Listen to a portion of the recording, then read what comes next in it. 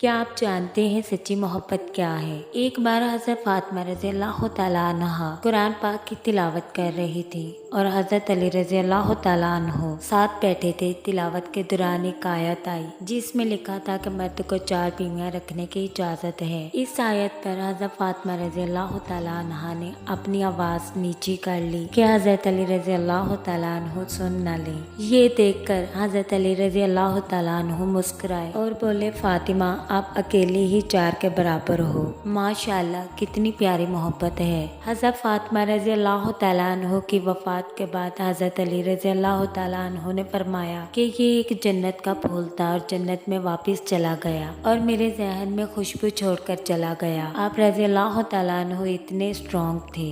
लेकिन जब फातिमा रज़ियल्लाहु तआला अन्हु की इंतकाल हुई तो आप रज़ियल्लाहु तआला अन्हु ने फरमाया कि इसे उठाने में मेरी मदद करें। कितना खूबसूरत